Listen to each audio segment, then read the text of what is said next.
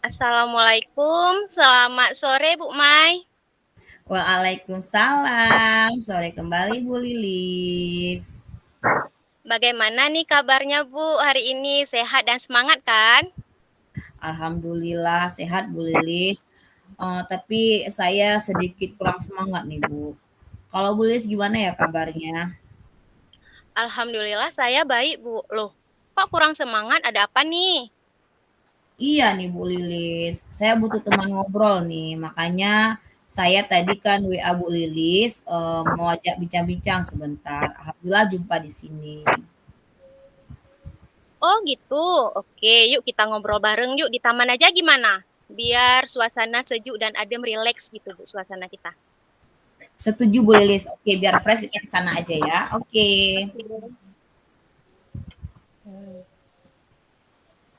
Ngomong-ngomong nih, Bu ada apa ya?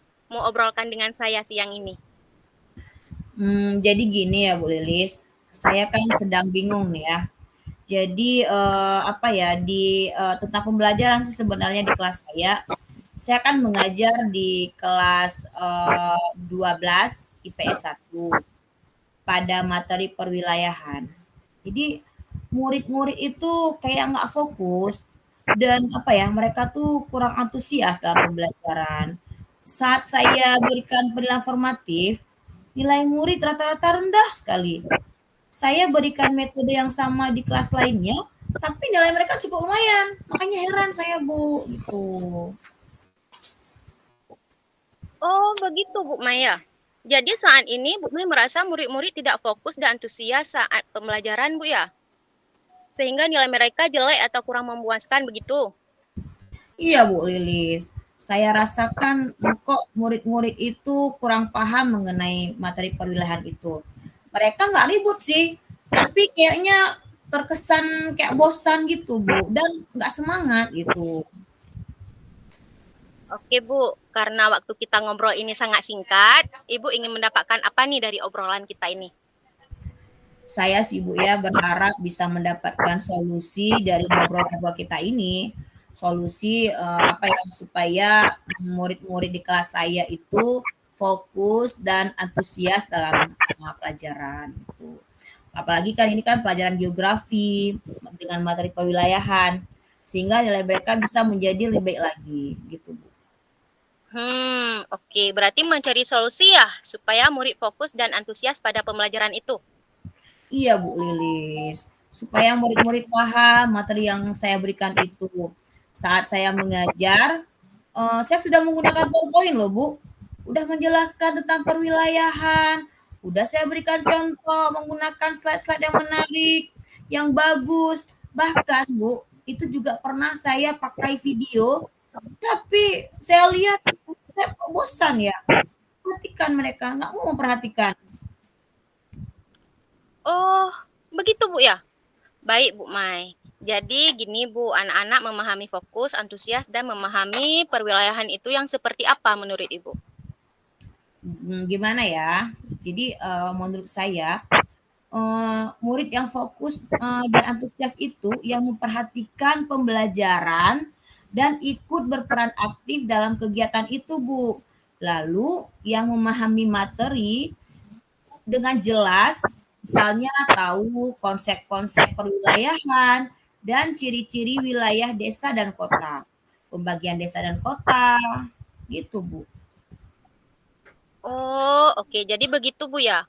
Kalau idealnya murid yang fokus, antusias seperti itu yang Ibu jelaskan tadi ya? Iya sih, menurut saya sih begitu, Bu, idealnya. Oh, oke. Kalau murid-murid ada di level itu, kita bilang poin level 10 begitu. Terus anak-anak yang tidak fokus, tidak antusias, dan tidak memahami materi di level 1. Menurut Ibu Mai nih, murid-murid di kelas itu berada di level berapa? Kalau saya amati, Bu, ya, rata-rata mereka itu berada di level 5 sih, Bu. Memang ada beberapa murid yang fokus, antusias, terus ada yang memahami juga materi perwilayahan, tapi ada yang bahkan sama sekali nggak fokus dan tidak antusias lah. Akhirnya mereka nggak memahami materi perwilayahan. Kira-kira berada di level 5 itu sih, Bu. Oh, oke. Menurut Bu Mai, murid-murid Ibu tadi berada di level 5 ya untuk memahami, bisa fokus, antusias, memahami materi. Apakah ada kemungkinan murid-murid di level 10, Bu? Mungkin bisa Bu Lilis untuk memahami materi teks prosedurnya berada di level 10.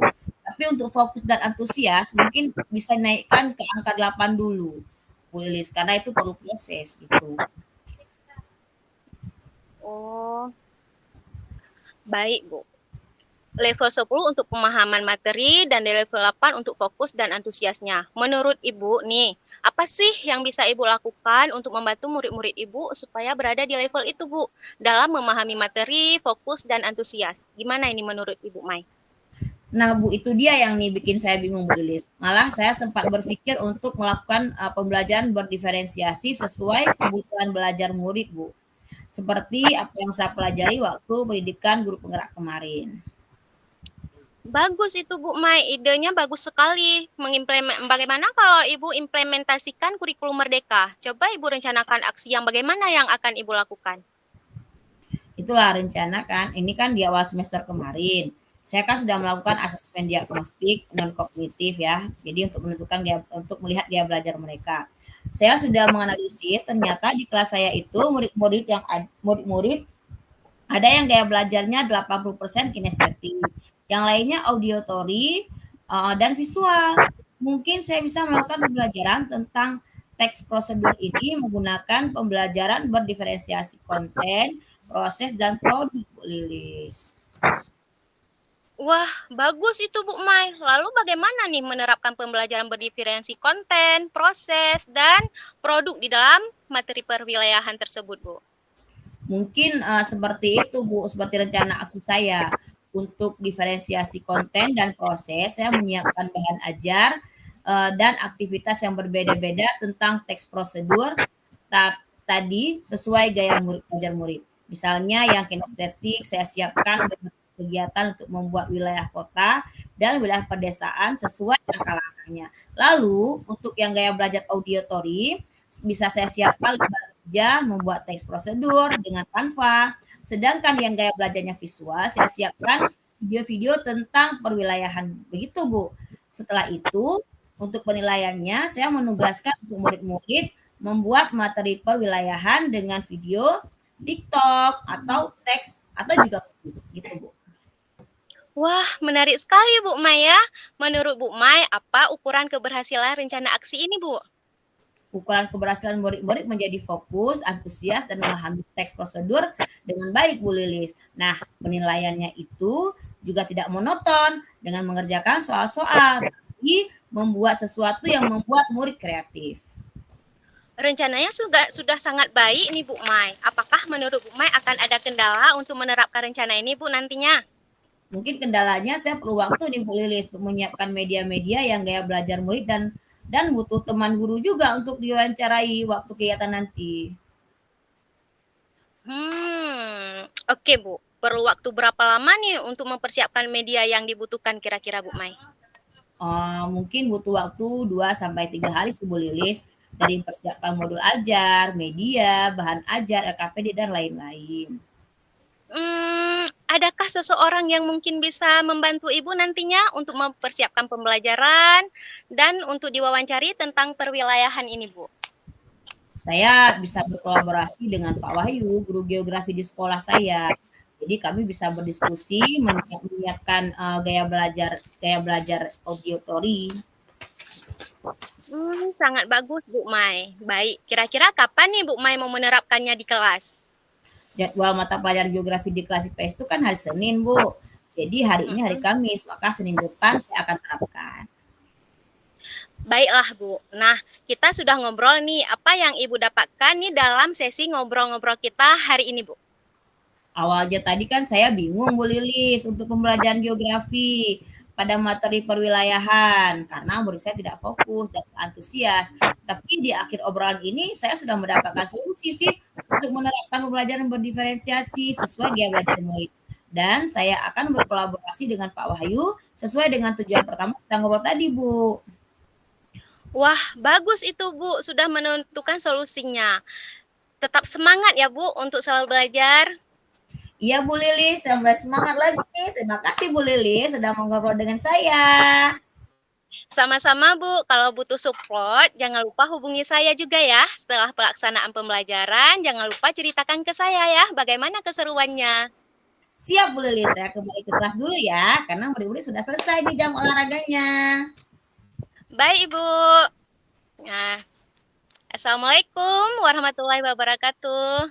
Waalaikumsalam.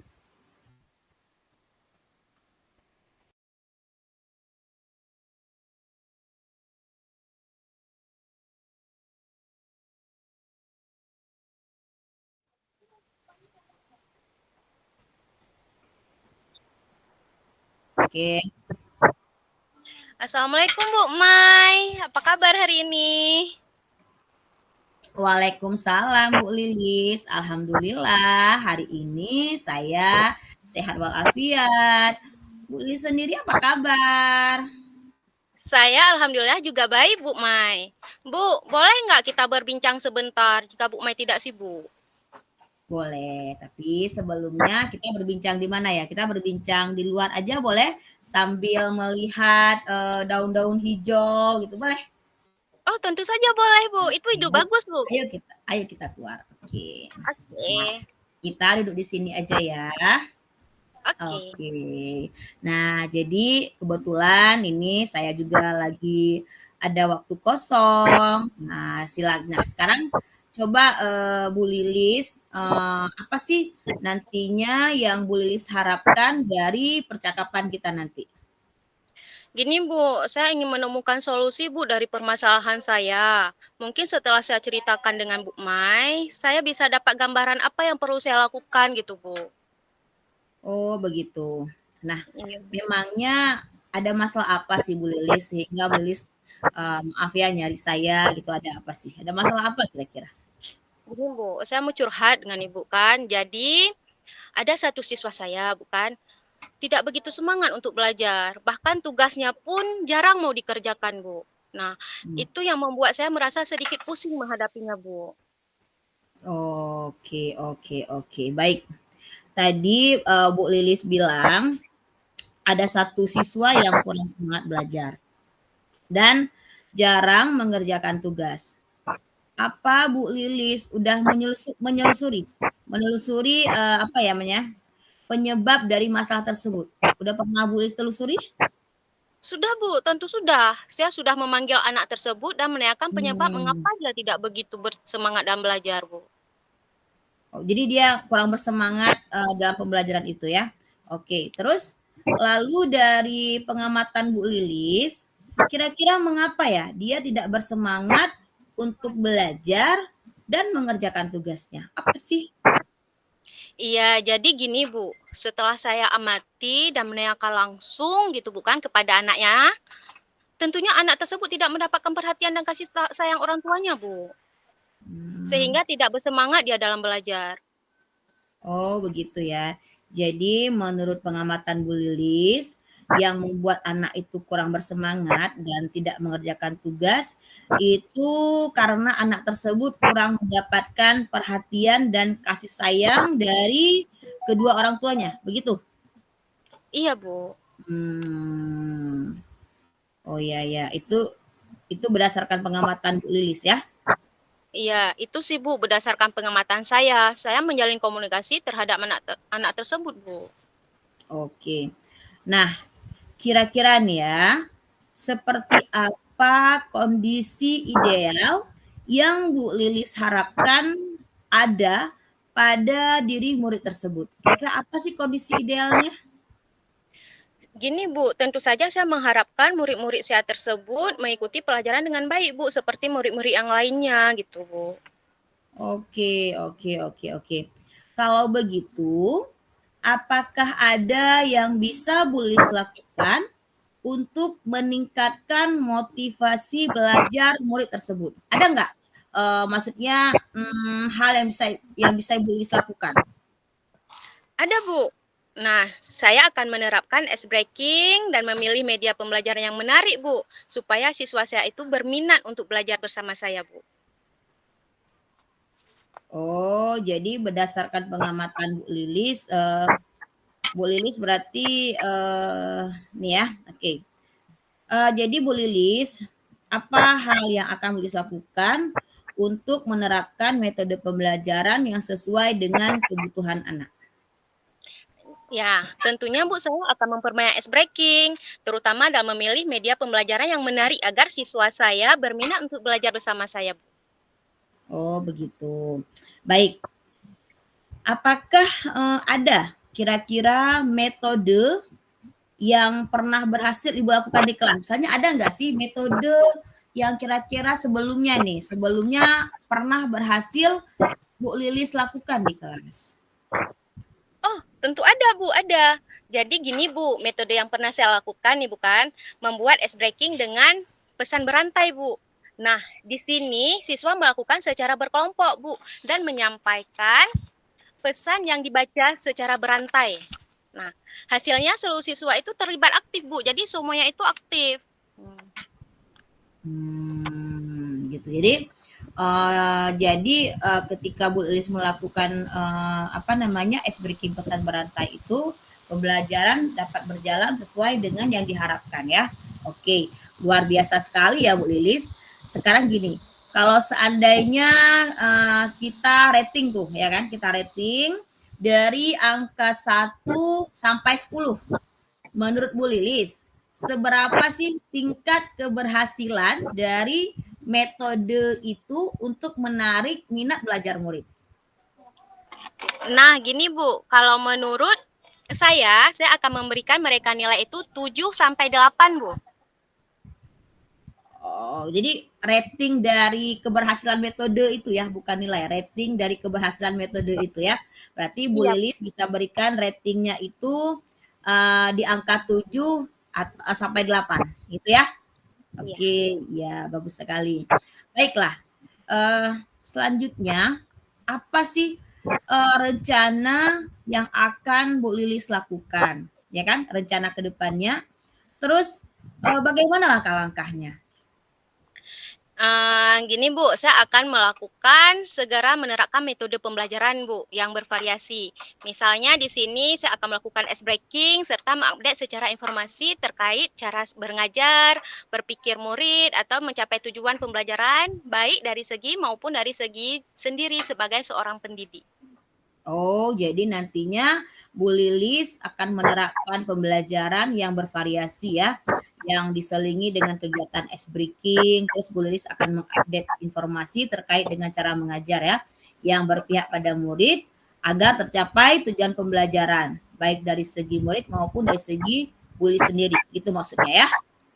Iya. Oke, baik. Nah, sekarang saya mau tanya lagi nih Bu Lilis.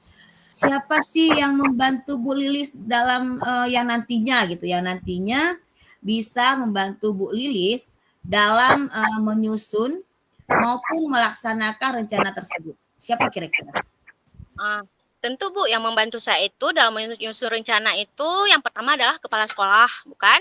Nah, habis itu juga ada rekan sejawat saya, Bu. Tak lupa saya juga mengomunikasikan ini kepada wali murid atau orang tua siswa saya, Bu. Oke, baik baik baik. Berarti Bu Lilis nantinya akan dibantu oleh kepala sekolah, kemudian rekan sejawat dan nggak lupa kita, ada wali murid ya sebagai mitra juga. Baik. Nah, komitmen seperti apa yang akan Bu Lilis lakukan agar, rencana itu berjalan dengan baik? Nah, gini Bu, saya yang pastinya sih akan konsisten Bu ya. Secara Mmm, terus-menerus saya akan belajar terus mengupdate segala informasi Bu. Nah, dengan rekan sejawat saya juga dan berbagi praktik baik dengan guru hebat baik di sekolah maupun di luar sekolah untuk meningkatkan kompetensi diri saya Bu sebagai pendidik. Jadi, bisa di sini saya membelajarkan di kelas dengan berbagai metode dan gaya belajar yang menarik Bu. Jadi kehadiran saya di kelas itu selalu dirindukan oleh murid-murid saya gitu Bu. iya. Iya, Bu Lilis ya. Jadi ketika kita maksudnya ketika kita tidak hadir di kelas, kita dirindukan itu memang luar biasa, Bu Lilis. Jadi kita ingin menjadi pendidik yang dirindukan ya. Oke, baik. Baik, Bu Lilis. Terus, adakah dukungan nih dari pihak lain yang Ibu butuhkan gitu? Ada nggak kira-kira? Oh iya Bu, di sekolah saya dukungan sarana prasarana moral sudah saya dapatkan di sekolah Bu, baik. Dari kepala sekolah maupun rekan sejawat saya Bu. Mungkin internal dari saya saja harus yang konsisten itu Bu melakukannya. Gitu ya. Oke, baik. Nah, Bu Lilis kita udah ngomong dari tadi kan, udah bicara, kita udah duduk di luar, udah lihat, daun-daun gitu ya. Bagaimana sih ya perasaan Bu Lilis setelah kita berbincang sejenak tadi? Gini Bu, perasaan saya sekarang sudah lega gitu Bu, dapat menyampaikan keluh kesah saya itu kepada Ibu Mai. Oke. Oke, jadi udah lega ya, apa namanya, sudah menyampaikan keluh kesah dari perbincangan kita ya, Bu? Iya Oke, Bu. baik, syukurlah ya kalau begitu, eee, syukur kita bisa berbincang ya. Oke. Iya. Terima kasih banyak Bu Maya sudah meluangkan waktu untuk saya berbincang dengan saya sehingga saya bisa menemukan solusi dari permasalahan saya Bu. Sekali lagi saya ucapkan terima kasih banyak Bu ya. Iya, saya senang sekali bisa mendengarkan cerita Bu Lilis. Ya, sama-sama Ibu. Semoga kita bisa terus saling berbagi ya Bu. Sampai jumpa ya Bu. Iya, assalamualaikum. Waalaikumsalam.